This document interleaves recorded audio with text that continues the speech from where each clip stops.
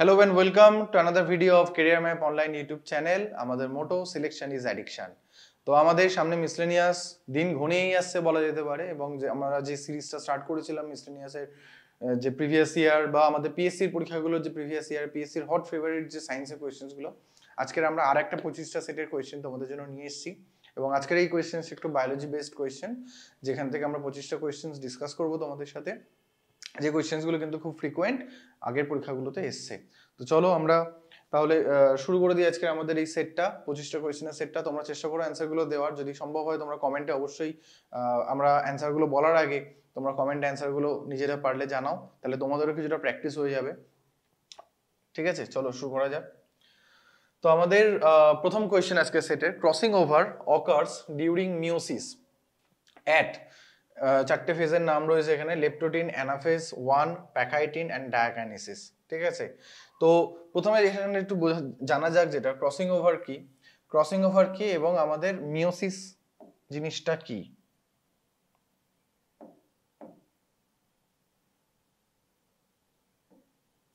So what is crossing over and what is meiosis? Meiosis হচ্ছে, এটাকে বলা হয় রিডাকশন ডিভিশন।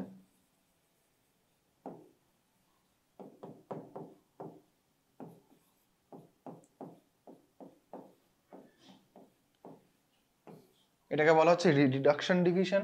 রিডাকশন ডিভিশনে কি হচ্ছে? রিডাকশন ডিভিশনে যে জিনিসটা হচ্ছে, যে ধরো আমাদের যে টাইপের সেল ডিভিশনস গুলো রয়েছে, মেইনলি আমাদের একদম মেজরলি দেখা যদি যায় দুটো টাইপের সেল ডিভিশন রয়েছে, অ্যামাইটোসিসকে যদি বাদ দিই, একটা হচ্ছে মাইটোসিস এবং আরেকটি হচ্ছে মিওসিস। তো এই যে মিওসিস সেল ডিভিশন আমাদের যেটা হয়, মিওসিস সেল ডিভিশনে গ্যামেটস ফর্ম হয়। এন্ড গ্যামেটস কোথা থেকে ফর্মড হয়? গ্যামেটস ফর্মড হয় সোমাটিক সেলস থেকে। তো সোমাটিক সেল থেকে যখন গ্যামেট ফর্মেশন হচ্ছে, তখন কি হয় ওখানে, এই মিওসিস সেল ডিভিশনের ক্ষেত্রে কি হয়, সোমাটিক সেল যেগুলো থাকে আমাদের 2n সেল থাকে। ঠিক আছে, বা এটাকে অনেকে গ্যামেট মাদার সেলও বলে থাকে। 2n থেকে কি হয়, 2n থেকে এটা রিডিউসড হয়, 2n অর্থাৎ এটা হচ্ছে ডিপ্লয়েড সেল। ডিপ্লয়েড সেল থেকে কি হয়, হ্যাপ্লয়েড সেল প্রথমে তৈরি হয়, তারপর সেই হ্যাপ্লয়েড সেলগুলো আবার ডিভাইড করে যায় আরো 4টে সেলে, আরো 4টে হ্যাপ্লয়েড সেলে। ঠিক আছে, তো সোজা কথায় আমরা এটাকে বলতে পারি যেটা, যে একটা 2n সেল থেকে আমরা 1 2 3 4 4টে গ্যামেট সেল পাই। ঠিক আছে, এই মিওসিস সেল ডিভিশনে। এবং ক্রসিং ওভার কিন্তু এই মিওসিস সেল ডিভিশনের মধ্যেই হয়। মিওসিস সেল ডিভিশনের যে ফার্স্ট যে ডিভিশন হয়, এটাই হয়ে যাচ্ছে রিডাকশন ডিভিশন। এই সময় যে ডিভিশনটা হয়, এটাকে বলা হয় মিওসিস 1 ডিভিশন। মিওসিস 1 ডিভিশনের মধ্যে একটা ফেজ রয়েছে যাকে বলা হচ্ছে প্রোফেজ 1। প্রোফেজ 1। তো এই প্রোফেজ 1 ফেজে 5টা সাব ফেজ আছে। ঠিক আছে, কি কি? লেপটোটিন, প্যাকাইটিন, ডিপ্লোটিন, ডায়াকাইনেসিস এবং জাইগোটিন। ঠিক আছে, leptotene, zygotene, pachytene, diplotene, diakinesis. যদি অর্ডার ওয়াইজ সাজাই তাহলে এরকম হয়। ক্রসিং ওভারে কি হয়, যে হোমোলোগাস ক্রোমোজোম যারা থাকে, সেই হোমোলোগাস ক্রোমোজোমগুলোর মধ্যে, বাংলায় যাদেরকে সমসমস্ত ক্রোমোজোম বলে, সেই হোমোলোগাস ক্রোমোজোমের মধ্যে দুটো যে সিস্টার ক্রোমাটিড থাকে, ধরো এই হোমোলোগাস ক্রোমোজোমের এইটা আর এইটা হচ্ছে সিস্টার ক্রোমাটিড, আর এইটা হচ্ছে সিস্টার ক্রোমাটিড। এইরকম, তার মানে এই যে এই ক্রোমাটিডটা, এই ক্রোমাটিডটা হয়ে যাচ্ছে কি, এই ক্রোমাটিডটা হয়ে যাচ্ছে সিস্টার ক্রোমাটিড, আর এই ক্রোমাটিডটা হয়ে যাচ্ছে সিস্টার ক্রোমাটিড। তার মানে এই ক্রোমাটিডের সাথে যদি এই ক্রোমাটিডকে মিক্স করি, এটা এই দুজন হয়ে যাচ্ছে নন সিস্টার ক্রোমাটিড। এই দুটো নন সিস্টার ক্রোমাটিডের মধ্যে কি একটা খণ্ড বিনিময় হয়। ঠিক আছে, মানে কি হচ্ছে, এদের দুজনের মধ্যে যে ঘটনাটা ঘটে, তোমাদের এখানে দেখাই একটু।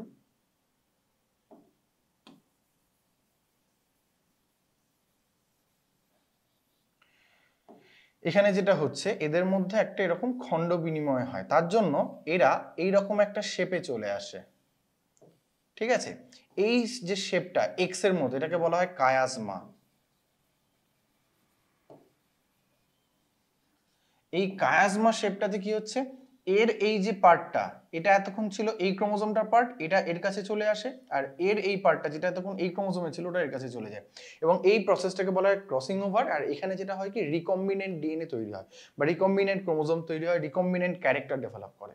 ঠিক আছে, এই যে সিচুয়েশনটা, এটা কোন ফেজে দেখা যায়? প্রোফেজ 1 এ দেখা যায়। প্রোফেজ 1 এ 5টা ফেজ বললাম, কি কি?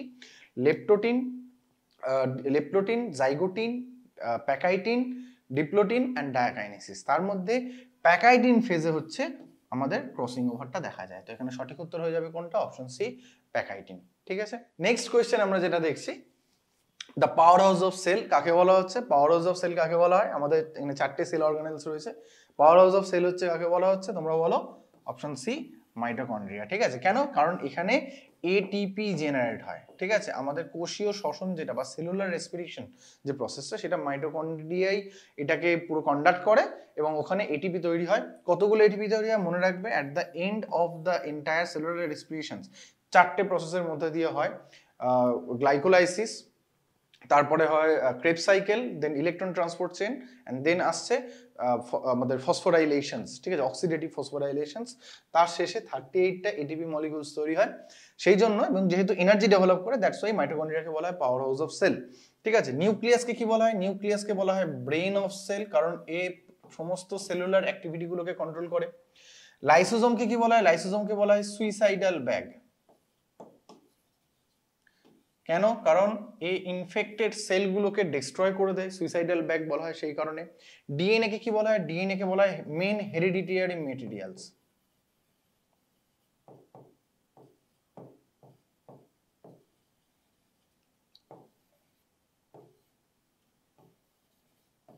মেন হেরিডিটারি সাবস্টেন্স হচ্ছে ডিএনএ। ঠিক আছে, ডিএনএ এর ফুল ফর্ম কি? ডিএনএ এর ফুল ফর্ম হচ্ছে ডিঅক্সিরাইবো নিউক্লিক অ্যাসিডস। কেন? কারণ এটা হচ্ছে জেনেটিক ম্যাটেরিয়ালস গুলোকে নিয়ে চলে। তাহলে আমাদের সঠিক উত্তর হয়ে যাচ্ছে কি এখানে? পাওয়ার হাউস অফ সেল কাকে বলা হচ্ছে? মাইটোকন্ড্রিয়াকে। নেক্সট কোয়েশ্চেন আমরা আসি, সি হর্স। সি হর্স মানে সিন্ধু ঘটক যাদেরকে বলা হয়। সি হর্স আসলে কি? সি হর্স 4টে অপশনস, ম্যামাল, প্ল্যান্টস, ফিশ বা নান অফ দ্য অ্যাবভ। তো এখানে সঠিক উত্তর হয়েছে ফিশ। ঠিক আছে, এবং এরা মনে রাখবে অস্টিকথিস টাইপের ফিশ।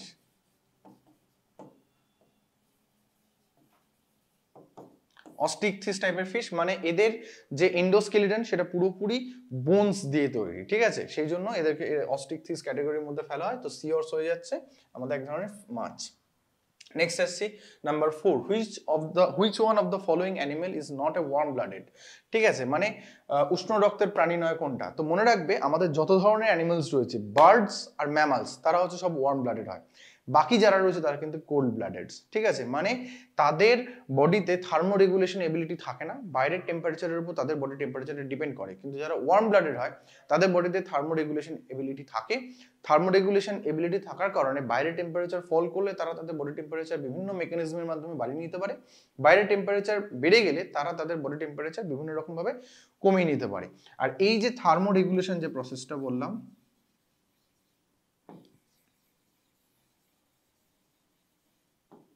এই থার্মো রেগুলেশন কন্ট্রোল করে কে? থার্মো রেগুলেশন কন্ট্রোল করে আমাদের ব্রেনের মধ্যে হাইপোথ্যালামাস।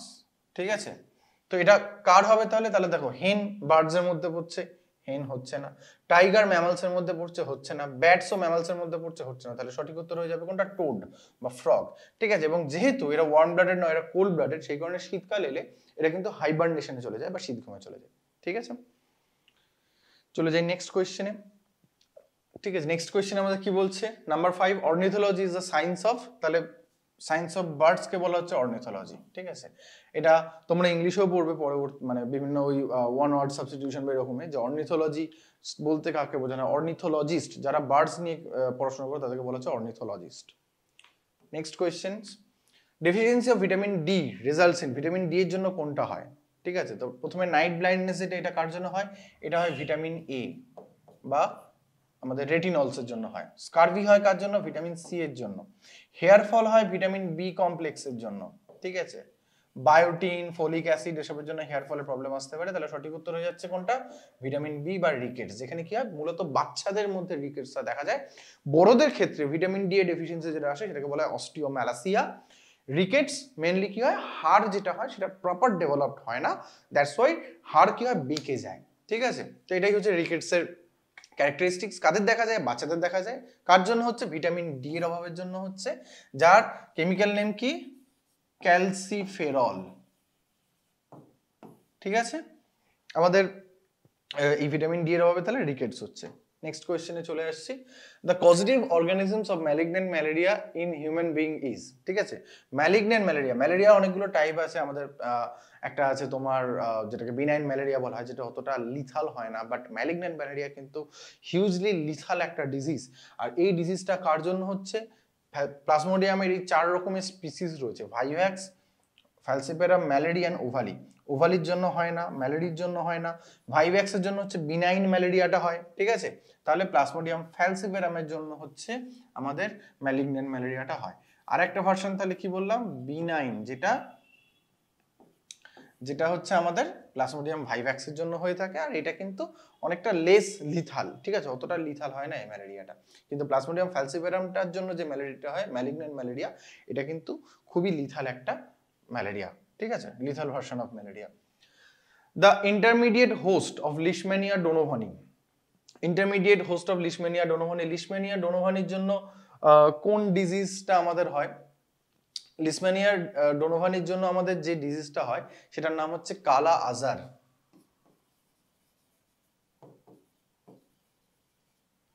ঠিক আছে? কালা আজার নামক যে রোগটা রয়েছে সেটা লিশম্যানিয়া ডোনোভানির জন্য হয়, এবং লিশম্যানিয়া ডোনোভানির যে ইন্টারমিডিয়েট হোস্ট, অর্থাৎ হিউম্যানকে এফেক্ট করার আগে ওরা যার বডিতে থাকে বা যার থেকে হিউম্যানের বডিতে আসে, সেটা কি? সেটা হয়ে যাচ্ছে স্যান্ড ফ্লাই, ঠিক আছে? এর সাথে মনে রাখবে সেটসি ফ্লাই যেটা রয়েছে, এর জন্য কিন্তু আরেকটা ডিজিজ হয় যার নাম হচ্ছে স্লিপিং সিকনেস। এটা আমাদের ডিজিজের চ্যাপ্টারে, ডিজিজের যে ক্লাসটা হয়েছে সেখানে কিন্তু আমাদের ডিটেলসে ডিসকাস হয়েছে। আর এর জন্য যে সেটসি ফ্লাই এর কামড়ালে সেখান থেকে স্লিপিং সিকনেস আসে, আর তার যে প্যাথোজেনটা তার নাম হচ্ছে ট্রাইপ্যানোসোমা,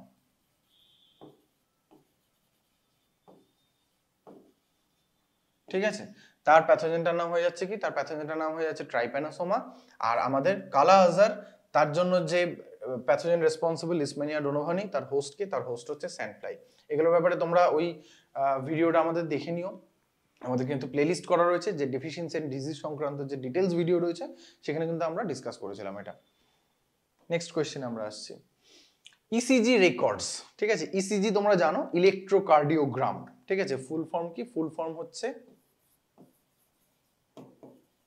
ইলেকট্রোকার্ডিওগ্রাম, ঠিক আছে? তো এই ইলেকট্রোকার্ডিওগ্রাম এটা কি হয়? ইলেকট্রোকার্ডিওগ্রামের সাহায্যে সাধারণত আমরা কি মাপি? ঠিক আছে, সবাই বলবে এখানে রেট অফ হার্টবিটস, কিন্তু এটা বললে ভুল। পিএসসি এটা উত্তর নেয় না, পিএসসি উত্তর নেয় পোটেনশিয়াল ডিফারেন্স, অর্থাৎ হার্টের মধ্যে যে পোটেনশিয়াল ডিফারেন্সের যে ভোল্টেজের চেঞ্জেসটা আসে সামান্য পরিমাণে, যেটার জন্য হার্টটা বিট করতে পারে, হার্টের মাসেলসগুলো একটা রিদমিক বিটিং চালায়, যেটার জন্য সেই পোটেনশিয়াল ডিফারেন্সটাকে এরা কিন্তু ক্যাপচার করে, ঠিক আছে? ইসিজিতে মূলত দেখবে 5টা টাইপের ওয়েভ আছে, P, Q, R, S and T wave. এর মধ্যে পি, আর আর টি, এই ওয়েভগুলো কি হয়? ভার্টিক্যাল লাইন থেকে আপওয়ার্ড ডিরেকশনে থাকে, দ্যাটস ওয়াই এদেরকে বলা হচ্ছে positive wave. Whereas Q and S এরা ডাউনের দিকে থাকে, সেই জন্য এদেরকে বলা হচ্ছে নেগেটিভ ওয়েভ। তোমরা স্ক্রিনে দেখতে পাচ্ছ যে আমাদের পুরো ইসিজি একটা রিপোর্ট কিরকম হতে পারে এবং তার ওয়েভগুলো, ঠিক আছে? তো এই হচ্ছে ইসিজি, ইলেকট্রোকার্ডিওগ্রাম। তাহলে ইলেকট্রোকার্ডিয়াম কাকে রেকর্ড করছে? পোটেনশিয়াল ডিফারেন্সকে রেকর্ড করছে। ইলেকট্রোকার্ডিয়ামে 5 রকমের ওয়েভ থাকে, পি ওয়েভ, কিউ ওয়েভ, আর ওয়েভ, এস ওয়েভ এবং টি ওয়েভ, ঠিক আছে? ইসিজি কে ডেভেলপ করেছিলেন? মনে রাখবে নামটা, ইসিজি ডেভেলপ করেছিলেন উইলেম এইনথোভেন, ঠিক আছে? উইলেম এইনথোভেন যিনি ইসিজি ডেভেলপ করেছিলেন, ঠিক আছে? তো এই হচ্ছে ইসিজি সংক্রান্ত ডিটেলস আমাদের গেল। ইসিজি মেনলি 3টে টাইপের হয়, একটা হচ্ছে রেস্টিং ইসিজি, আর একটা হচ্ছে 24 আওয়ার্স ইসিজি, আর একটা হচ্ছে আমাদের এক্সারসাইজ ইসিজি, ঠিক আছে? 3টে টাইপের ইসিজি কিন্তু হয়ে থাকে। তো এই হচ্ছে ইসিজি সংক্রান্ত সমস্ত আমাদের ডিটেলস, এইটুকু জানলেই তোমাদের পরীক্ষাগুলোর ক্ষেত্রে হয়ে যাবে। The number of milk teeth in man, ঠিক আছে? বাচ্চাদের যে দুধে দাঁত থাকে সেটা কতগুলো থাকে? অপশন আছে 28, 29, 20, 12। তো সঠিক উত্তর হয়ে যাচ্ছে কত? 20টা, ঠিক আছে? আমাদের যে ফার্স্ট সেট অফ টিথ আসে, আমাদের যে দাঁতের সিস্টেম, এটাকে বলা হয় ডাইফিওডন্ট। কেন? কারণ আমাদের জীবদ্দশায় দুবার দাঁত ওঠে, ঠিক আছে? একবার ওই আমাদের ঠিক জন্মের 3 মাস পর থেকে ওঠা শুরু হয় এবং প্রায় 12 বছর পর্যন্ত ওটা এক্সিস্ট করে, তারপর আস্তে আস্তে সমস্ত ওই দাঁতগুলো ঝরে যায়, সেই দাঁতগুলো ঝরে গিয়ে পার্মানেন্ট টিথ ওঠে। তো প্রথমে যে সেট অফ টিথ গুলো থাকে তার মধ্যে হচ্ছে ওটা 20টার দাঁত থাকে আমাদের তখন, ঠিক আছে? 20টা দাঁতের পর যখন 20টা দাঁত ঝরে যায় তখন আমাদের প্রাথমিকভাবে 28টা দাঁত ওঠে, ঠিক আছে?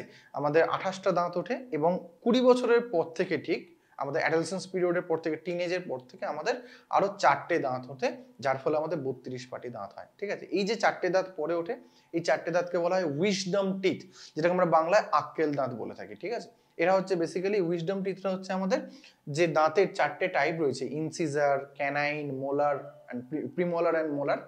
তো এই যে 4টে দাঁত সেটা হচ্ছে last set of molar teeth. ঠিক আছে, বোঝা গেল? তো এইভাবে এই হচ্ছে আমাদের পুরো ডেন্টাল সিস্টেমটা। এবং যখন মিল্ক টিথ থাকে তখন আমাদের কতগুলো তাহলে উঠছে? তখন আমাদের 20টা দাঁত উঠছে। ঠিক আছে, 12 বছরের মধ্যে যেটা পড়ে যাচ্ছে, এবং তারপরে 28টা, এবং তারপরে আরো 4টে উঠে 32টা দাঁত হচ্ছে।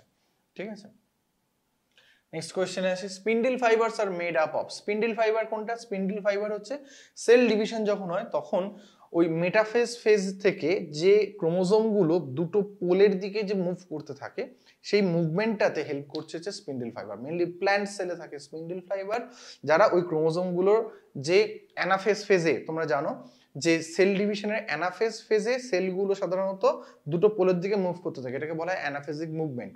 এই অ্যানাফেজিক মুভমেন্টে ওই ক্রোমোজোমগুলোকে যে পুল করছে, সেই পুল করার কাজটা করছে স্পিন্ডল ফাইবার। আর স্পিন্ডল ফাইবার কি দিয়ে তৈরি? স্পিন্ডল ফাইবার হচ্ছে আমাদের এখানে টিবিউলিন দিয়ে তৈরি হচ্ছে। ঠিক আছে, ফ্ল্যাজেলিন প্রোটিনটা কোথায় লাগে? এই টিবিউলিন দিয়ে তাহলে স্পিন্ডল ফাইবার হচ্ছে। ফ্ল্যাজেলিন প্রোটিন কি? ফ্ল্যাজেলিনটা হচ্ছে, এটা এক ধরনের, টিবিউলিন কিন্তু এক ধরনের প্রোটিন যেটা দিয়ে স্পিন্ডল ফাইবার তৈরি হচ্ছে। ফ্ল্যাজেলিনটা কি? ফ্ল্যাজেলিন হচ্ছে যে ব্যাকটেরিয়া বা এদের যে ব্যাকটেরিয়াদের যে ফ্ল্যাজেলা থাকে, ব্যাকটেরিয়া বা প্রোটোজোয়াদের যে ফ্ল্যাজেলা থাকে ওদের লোকোমোশনের জন্য, সেই ফ্ল্যাজেলার স্ট্রাকচারটা, মেইন স্ট্রাকচারটা তৈরি হচ্ছে ফ্ল্যাজেলিন প্রোটিন দিয়ে। সেলুলোজ তো তোমরা জানো, সেল ওয়ালে থাকে হচ্ছে সেলুলোজ। ঠিক আছে, কাঠের মধ্যে যে জিনিসটা থাকে। আর কাইটিন কোথায় থাকে? কাইটিন থাকে হচ্ছে বিভিন্ন ধরনের যে ইনসেক্টসরা আছে, ইনসেক্টসের বডির বাইরে থাকে হচ্ছে কাইটিন। ঠিক আছে, তো এই হয়ে গেল আমাদের কোয়েশ্চেন নাম্বার 11 এর অ্যান্সার। চলে যাই নেক্সট কোয়েশ্চেনে। Muscle that is consciously control, যে মাসেলসটাকে আমরা আমাদের ইচ্ছার উপর কন্ট্রোল করতে পারি তাকে কি বলা হচ্ছে? সেটা হচ্ছে স্ট্রিয়েটেড ভলিউন্টারি মাসেলস। স্ট্রিয়েটেড কেন?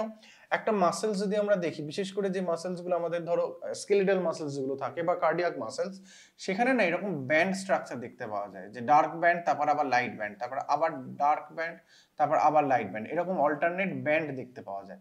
তো এই জন্য এগুলোকে বলা হয়, এই জিনিসটা যেটা দেখা যায় এটাকে বলা হচ্ছে স্ট্রিয়েশনস। যাদের দেখা যায় তারা হচ্ছে স্ট্রিয়েটেড মাসেলস। আর আমাদের স্কেলিটাল মাসেলস গুলোকে আমরা আমাদের ইচ্ছা মতো কন্ট্রোল করতে পারি, যেমন আমাদের হাতের বাইসেপস, ট্রাইসেপস, আমরা যখন ইচ্ছে হচ্ছে আমি হাত তুলতে পারছি, মুভ করাতে পারছি, এটা পুরোপুরি আমার কনসাসের উপর ডিপেন্ড করে রয়েছে। তো তাদের সেটা হচ্ছে আমাদের স্ট্রিয়েটেড ভলিউন্টারি মাসেলস। স্ট্রিয়েটেড ইনভলিউন্টারি মাসেলস এটা কোথায় দেখা যায়? এটা দেখা যায় হচ্ছে হার্টে, আমাদের যেটাকে কার্ডিয়াক মাসেলসও বলা হচ্ছে। ঠিক আছে, নন স্ট্রিয়েটেড ইনভলিউন্টারি মাসেলস এটা হচ্ছে আমাদের স্মুথ মাসেলস,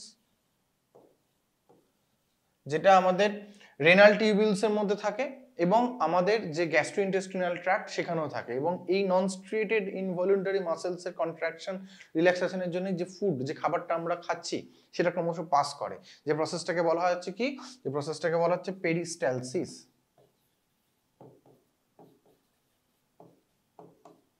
ঠিক আছে, নেক্সট কোয়েশ্চেনে আমরা আসি।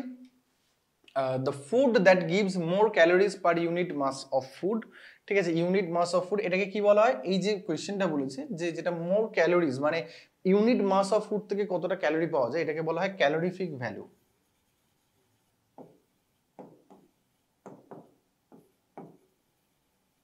ঠিক আছে, তো এই ক্যালোরিফিক ভ্যালু ওয়াইজ কোনটা সব থেকে বেশি? ঠিক আছে, আমাদের 4টে অপশন হচ্ছে প্রোটিন, কার্বোহাইড্রেট, ফ্যাট এবং ওয়াটার। তো ওয়াটারের অ্যাজ সাচ এরকম ক্যালোরিফিক ভ্যালু থাকে না, তো এটা হচ্ছেই না। কার্বোহাইড্রেটের কত? কার্বোহাইড্রেটের হচ্ছে 4.1 কিলো ক্যালোরি পার গ্রাম। ঠিক আছে, প্রোটিনেরও অলমোস্ট তাই, 4.1 কিলো ক্যালোরি পার গ্রাম। ফ্যাটের এটা হচ্ছে প্রোটিনের, এটা কার্বোহাইড্রেটের। আর ফ্যাটের ক্যালোরিফিক ভ্যালু কত? ফ্যাটের ক্যালোরিফিক ভ্যালু হচ্ছে 9.1 কিলো ক্যালোরি পার গ্রাম। তো এখান থেকে খুবই ক্লিয়ার কার ক্যালোরিফিক ভ্যালু সব থেকে বেশি, সেটা হচ্ছে ফ্যাটের। তো আমাদের সঠিক উত্তর হয়ে যাবে এখানে ফ্যাট। ফ্যাট থেকে ম্যাক্সিমাম ক্যালোরি আমরা পাই। ইউনিট মাস যদি দেখা যায়, সেম মাসের প্রোটিন, কার্বোহাইড্রেট, ফ্যাট এবং ওয়াটারের মধ্যে ফ্যাট থেকে আমরা সব থেকে বেশি ক্যালোরি পাচ্ছি। তো এটাই হয়ে যাচ্ছে আমাদের answer. Next question, the vitamin which helps in clotting of blood. Blood clotting এ কোন ভিটামিন হেল্প করে? ভিটামিন এ কিসে হেল্প করে? এটা হচ্ছে আমাদের ভিশনটাকে ডেভেলপ করে, ভিশনকে ডেভেলপ করে। ভিটামিন এ বা রেটিনল, এটা related to vision vitamin D is related to bones, মানে বেসিক্যালি এটা ক্যালসিয়াম অ্যাবজর্পশনে হেল্প করে vitamin ডিটা।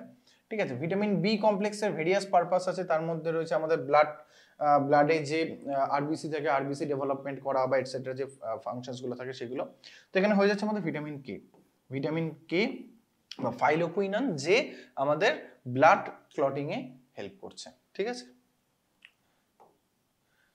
Number 15, RNA of retroviruses can produce DNA. ঠিক আছে, রেট্রোভাইরাস বলতে কোনগুলো, যেমন ধরো HIV virus, human immunodeficiency virus, তাদেরকে বলা হয়, এদেরকে রেট্রোভাইরাস বলা হয়। কেন?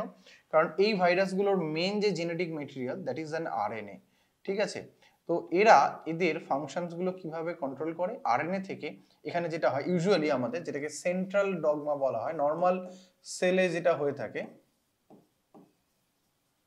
সেন্ট্রাল ডগমাতে কি হয়, ডিএনএ নিজে রেপ্লিকেট করে, দেন ডিএনএ থেকে তৈরি হয় RNA by the process of transcriptions, then RNA থেকে তৈরি হয় প্রোটিন।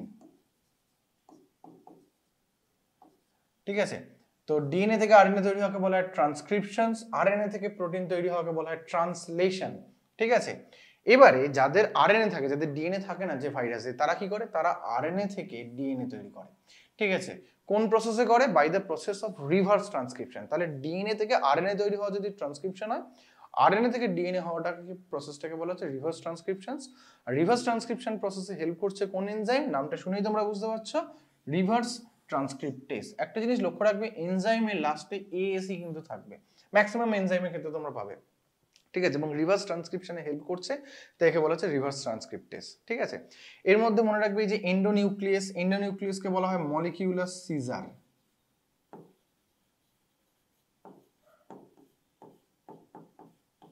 ঠিক আছে, এন্ডোনিউক্লিয়াসকে বলা হয় মলিকিউলার সিজার। এরা রিকম্বিনেন্ট ডিএনএ টেকনোলজিতে হেল্প করে।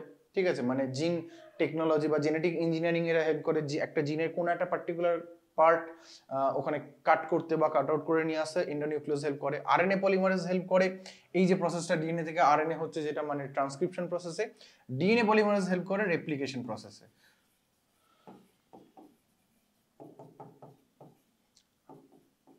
আর এটা আরএনএ পলিমারেজ হেল্প করছে কি, সে ট্রান্সক্রিপশন। ঠিক আছে, ট্রান্সক্রিপশন প্রসেসে হেল্প করছে আরএনএ পলিমারেজ, আর ডিএনএ পলিমারেজ হেল্প করছে রেপ্লিকেশন প্রসেসে। তাহলে আমাদের রেট্রোভাইরাসের যে আরএনএ থেকে ডিএনএ প্রোডাকশন হচ্ছে, সেটাতে হেল্প করছে রিভার্স ট্রান্সক্রিপ্টেজ। নেক্সট কোয়েশ্চেনে চলে যাই। The whisker test is, whisker test কি, এটাকে বলা হয় হুইস্কলার ইন্টেলিজেন্স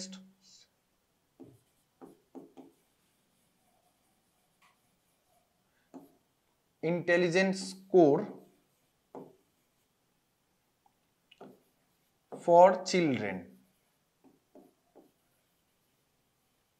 ঠিক আছে, এই টেস্ট সিস্টেমটা, এটা মেইনলি বাচ্চাদের ক্ষেত্রে কি করা হয়, বাচ্চাদের ইন্টেলিজেন্সকে রেটিং করার জন্য এই সিস্টেমটাকে ডেভেলপ করা হয়েছে। 1974-এ এই সিস্টেমটাকে রিভাইজড করা হয়, সেই জন্য এর পাশে এই এই Wechsler intelligence score for children revised. ঠিক আছে, যেটা 1974-এ রিভাইজ করা হয়েছিল, এবং সেই কারণে এটাকে হুইস্কার টেস্ট বলা হয়। এখানে জেনারেলি 10টা প্যারামিটারের উপর বেস করে একটা চিলড্রেনের আইকিউ কে রেট করা হয়। ঠিক আছে, সাধারণত 6 থেকে 16 বছরের বাচ্চাদের মধ্যে এই টেস্টটা করা হয়ে থাকে, যেখানে অ্যাভারেজ আইকিউ যদি 100 আসে, স্কোর যদি 100 আসে, তাহলে তার আইকিউটা নর্মাল বা অ্যাভারেজ ধরে নেওয়া হয়। যদি লেস দেন 70 আসে, তখন সেই বাচ্চাটাকে আইডেন্টিফাই করা হয় অ্যাজ এ রিটার্ডেড, মানে একটা রিটার্ডেড চিলড্রেন হিসেবে তাকে আইডেন্টিফাই করা হয়। ঠিক আছে, তো এই স্কোরটা ইম্পর্টেন্ট কেন, এই স্কোরটা হচ্ছে, এটা একটা ইন্ডিভিজুয়াল টেস্ট ফর চিলড্রেন। ঠিক আছে, তাহলে option B, an individual test for children. ঠিক আছে, নেক্সট কোয়েশ্চেন আমরা আসি। The technique of DNA sequencing was discovered by, DNA sequencing মানে কি, DNA sequencing মানে যখন ডিএনএ ফিঙ্গারপ্রিন্ট ইত্যাদি প্রসেসগুলো করা হয়, তখন কি করে, ডিএনএ কে বিভিন্ন পার্টে ডিভাইড করা হয়, ডিভাইড করার পর ওদেরকে একটা 11 জেল সলিউশনের উপর রেখে ওদের সিকোয়েন্সিং করা হয়, ডিএনএ ফ্র্যাগমেন্টস গুলোকে তাদের লেন্থ ওয়াইজ পরপর সাজানো হয়। এই প্রসেসটা কে ডিসকভার করেছিলেন, প্রসেসটা ডিসকভার করেছিলেন ফ্রেডরিক স্যাঙ্গার। ঠিক আছে, এর সাথে মনে রাখবে ওয়াটসন এন্ড ক্রি, এরা কি করেছিলেন, এরা হচ্ছে ডিএনএ ডাবল হেলিক্স যে মডেলটা, সেই মডেলটা ডিসকভার করেছিলেন ওয়াটসন ক্রিক, ঠিক আছে। সাউদার্ন সাউদার্ন, তিনি southern blotting system. Southern bloating সিস্টেমটা হচ্ছে ডিএনএ ফিঙ্গারপ্রিন্ট করতে গেলে এই সিস্টেমটা কাজে লাগে। সাউদার্ন ব্লটিং সিস্টেম ডিসকভার করেছিলেন সাউদার্ন। আর এইচ.জি. খোরানা, হরগোবিন্দ খোরানা, যিনি ডিসকভার করেছিলেন ইনি যেটা ডিসকভার সেটা হচ্ছে genetic code. Genetic code discover করেছিলেন, এন্ড জেনেটিক কোড ডিসকভার করার জন্য তিনি নোবেলও পান, ঠিক আছে। 1969-এ most probably Hargobind Khorana genetic code discover করার জন্য নোবেল পেয়েছিলেন, ঠিক আছে। জেনেটিক কোড হচ্ছে এগুলো ট্রিপলেট কোড, যেটার মধ্যে দিয়ে আমরা ওই ট্রান্সলেশন যে প্রসেস, কিভাবে আরএনএ থেকে প্রোটিন তৈরি হচ্ছে সেই প্রসেসটাকে আমরা এক্সপ্লেন করতে পারি। কি কি অ্যামাইনো অ্যাসিড আসবে না হবে সেটা ডিপেন্ড করে পুরোপুরি এটার উপর। নেক্সট কোয়েশ্চেনে চলে যাই। Barr body is absent in somatic cell of. Barr body কোনটা তোমরা জানো জেনারেলি, যে আমাদের মেল যারা থাকে তাদের যে সেক্স ক্রোমোসোম থাকে এক্স অ্যান্ড ওয়াই, অ্যান্ড ফিমেলদের থাকে এক্স অ্যান্ড এক্স। তো নর্মাল যে সোমাটিক সেলগুলো হয়, যেগুলো আমাদের নর্মাল বডি সেল যেগুলো হয় গ্যামেটস বাদ দিয়ে, সেই সেলগুলো থেকে একটা এক্স ক্রোমোসোম ইনঅ্যাক্টিভ ফর্মে থাকে, যাকে বলা হচ্ছে বার বডি। এই বার বডি কাদের অ্যাবসেন্ট থাকে? বার বডি অ্যাবসেন্ট থাকে এখানে কাদের? যারা টার্নার সিনড্রোমে এফেক্টেড হয় তাদের। কেন? টার্নার সিনড্রোমে যারা এফেক্টেড হয় তাদের ক্যারিওকাইনেটিক স্ট্রাকচার যদি দেখো সেটা হচ্ছে 44XO, অর্থাৎ তাদের একটা এক্স ক্রোমোসোম ল্যাক থাকে, অভাব থাকে, ঠিক আছে। জেনারেলি টার্নার সিনড্রোম কাদের হয়ে থাকে? ফিমেলদের হয়ে থাকে, এবং ফিমেলদের হয়ে থাকে তারা ইনফার্টাইল ফিমেল হয়, ঠিক আছে, নন ফার্টাইল হয় তারা, এবং তাদের যে জেনেটিক্যাল স্ট্রাকচার তোমরা দেখবে সেখানে দেখতে পাবে, বা ক্যারিওকাইনেটিক স্ট্রাকচার যদি দেখো তাতে দেখতে পাবে একটা এক্স ক্রোমোসোম রয়েছে আরেকটা নেই, অর্থাৎ যে ইনঅ্যাক্টিভ এক্স ক্রোমোসোম সেটা না থাকার কারণে এদের বার বডি অ্যাবসেন্ট থাকে। ক্লাইনফিল্ডার সিনড্রোম যদি দেখো, আমরা এটার ব্যাপারেও একটু বলে দিই, তাদের স্ট্রাকচারটা হচ্ছে 44 প্লাস XXY। এর যেহেতু ওয়াই ক্রোমোসোম থাকছে তাহলে এগুলো অ্যাকচুয়ালি জেনেটিক্যাল ডিসঅর্ডার, এগুলো প্রত্যেকটাই, ঠিক আছে। এবং এগুলো প্রত্যেকটা মিউটেশনের আন্ডারে আসে, এই যে অ্যাবনর্মালিটিস গুলো এগুলো সবকটাকে মিউটেশন বলা, এবং তাদের একটা এক্স ক্রোমোসোম এক্সট্রা থাকে। এরা মেল হয় যেহেতু ওয়াই ক্রোমোসোম রয়েছে, বাট দুটো এক্স ক্রোমোসোম থাকার কারণে এরাও কিন্তু নন ফার্টাইল হয়, এবং এদের মধ্যে কোন রকম মানে এদের মধ্যে ফিমেল ক্যারেক্টারিস্টিক্সও ডেভেলপ করে যেহেতু দুটো এক্স ক্রোমোসোম আছে, ঠিক আছে। তো তাহলে আমাদের এখানে সঠিক উত্তর হয়ে যাবে টার্নার সিনড্রোম, যাদের বার বডি থাকে না, দেখতে পাওয়া যায় না। আচ্ছা, the nature of stele in primitive vascular plants was, ঠিক আছে। তো স্টিলি কোনটা? স্টিলি হচ্ছে একটা গাছ যদি আমরা দেখি নর্মাল গাছের একদম যে কোর পোর্শন, যেখানে জাইলেম, ফ্লোয়েম অ্যান্ড প্রোক্যাম্বিয়াম থাকে, সেইটাকে বলা হয় স্টিলি। তো ইউজুয়ালি যে নর্মাল গাছগুলো হয় তাদের যে স্টিলিগুলো থাকে সেটা হচ্ছে প্রোটোস্টিলি টাইপের, ঠিক আছে। তো তাদের মধ্যে দেখতে পাওয়া যাচ্ছে কোনটা? তাদের মধ্যে দেখতে পাওয়া যাচ্ছে প্রোটোস্টিলি। প্রিমিটিভ ভাস্কুলার প্ল্যান্টসের প্রোটোস্টিলি দেখতে পাওয়া যায়, ঠিক আছে। নেক্সট কোয়েশ্চেনে আসি। An examples of modified underground stem. Modified underground stem কোনটা? দেখো, ক্যারোটের যেটা থাকে, ক্যারোটের মাটির তলা যেটা থাকে গাজরে, সেটা হচ্ছে কি? সেটা হচ্ছে ওদের রুটস, ঠিক আছে, যেখানে ওরা ফুড স্টোর করে রাখে। গ্রাউন্ডনাটস ওদের ফ্রুটস অ্যান্ড সিডস থাকে। টার্নিপের ক্ষেত্রেও হচ্ছে রুটস। তাহলে এখানে সঠিক উত্তর কোনটা হয়ে যাবে? এখানে সঠিক উত্তর হয়ে যাবে পটাটো। তো আলুর যে অংশটা আমরা খাই অ্যাকচুয়ালি এডিবল পার্ট যেটা, সেটা হচ্ছে ওদের মডিফাইড আন্ডারগ্রাউন্ড স্টেম, যার মধ্যে ওরা কি করে? ওদের সমস্ত ফুড স্টোর করে রাখে, ঠিক আছে। নেক্সট কোয়েশ্চেনে আসি আমরা। An example of modified underground, আচ্ছা এটার কোয়েশ্চেনটা পরের কোয়েশ্চেনটাতে আসি আমরা, যেটা বলছে short day plant has a critical day length of 14 hours, it will flower when the day length is. তাহলে শর্ট ডে প্ল্যান্ট মানে কি? তারা দিনের বেলা বেশিক্ষণ খোলা থাকবে না, ঠিক আছে। যাদের ক্রিটিক্যাল ডে লেন্থ যেটা, সেটা বলছে 14 hour.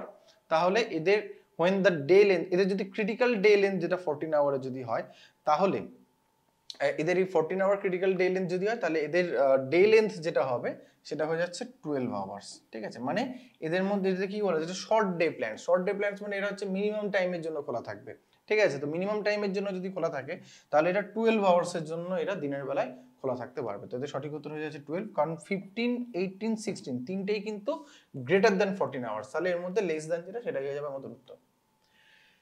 Next, an endobiotic fungus is. Endobiotic fungus কোনটা? চারটে option: agaricus, morchella, synchytrium and polyporus. তো এখানে সঠিক উত্তর হয়ে যাচ্ছে সিনসিট্রিয়াম, যেটা কিনা পটাটোর ওয়ার্ড ডিজিজ, পটাটোর রড ডিজিজের জন্য রেসপন্সিবল। ঠিক আছে। এন্ডোবায়োটিক ফাঙ্গাস বলতে কি বোঝানো হচ্ছে না এরা সরাসরি টিস্যু বা সেলের ভিতরে ঢুকে তাকে এফেক্টেড করছে, ঠিক আছে, সেখানে থেকেই তারা ইনফেক্ট করছে। চলে আসছি নেক্সট কোয়েশ্চেনে। The first transgenic crop, transgenic crop প্রথম ট্রান্সজেনিক ক্রপ মানে যেটাকে জেনেটিক্যালি আর্টিফিশিয়ালি মডিফাই করা হয়েছে টু প্রিভেন্ট ভ্যারিয়াস ডিজিজ এবং ডিফারেন্ট এনভায়রনমেন্টাল বা ডিফারেন্ট ক্লাইমেটিক কন্ডিশনে অ্যাডাপ্ট করার জন্য। তো এরকম ফার্স্ট ক্রপ হয়ে যাচ্ছে কি টোবাকো, ঠিক আছে, তামাককে প্রথম ট্রান্সজেনিক ক্রপ হিসেবে করা হয়েছে। বাকি যে কটন, পি, রাইস এদেরও ট্রান্সজেনিক ভার্সন রয়েছে, কিন্তু প্রথম টোবাকোকে ডেভেলপ করা হয়েছে অ্যাজ এ ট্রান্সজেনিক ক্রপস। এবং আমাদের লাস্ট কোয়েশ্চেন আজকে, if person addicted to alcohol the liver gets damaged because it has to detoxify the alcohol, stores excess of glycogen, is over stimulated to secrete more bile and accumulate more excess fat. এখানে আমাদের সঠিক উত্তর হয়ে যাচ্ছে accumulate more excess fat. কেন? কারণটা কি? কারণটা হচ্ছে যত বেশি অ্যালকোহল কনজাম্পশন হবে এক্সেস অ্যালকোহলটা ফ্যাট ফর্মে লিভারের চারপাশে স্টোর থাকে, যেখান থেকে ফ্যাটি লিভারের মতো ডিজিজ আসে। ঠিক আছে, আচ্ছা আমাদের বোধহয় আচ্ছা এই অবধি আমাদের তাহলে ছিল 25টা কোয়েশ্চেনের সেট। ঠিক আছে, তো আমাদের এই 25টা কোয়েশ্চেন্স তোমরা যাদের আমাদের এই ভিডিওটা ভালো লেগে থাকলে তোমরা অবশ্যই বন্ধুদের সাথে শেয়ার করো। এবং তোমাদের মিসলিনিয়াসের জন্য কিন্তু এই 25টা কোয়েশ্চেন বলতে পারি, এর আগেও আমাদের কিছু কোয়েশ্চেন এসেছে মিসলিনিয়াস বা ক্লার্কশিপ, ঠিক আছে, বা আমাদের যদি এসএসসি সিজিএলও যদি ধরা যায় তার ক্ষেত্রের জন্য কিন্তু তার পার্সপেক্টিভেও কিন্তু এই কোয়েশ্চেনগুলো খুবই ইম্পর্টেন্ট কোয়েশ্চেনের মধ্যে পড়ছে। এবং তোমরা আশা করতে পারো এই যে কোয়েশ্চেনের সিরিজগুলো আমরা আরো 25টা কোয়েশ্চেনের এরকম সিরিজ আনবো, তোমরা আশা করতে পারো সেখান থেকে কিন্তু তোমাদের বেশ কিছু কোয়েশ্চেন তোমরা কমন পেলেও পেতে পারো। ঠিক আছে, থ্যাংক ইউ অ্যান্ড টাটা।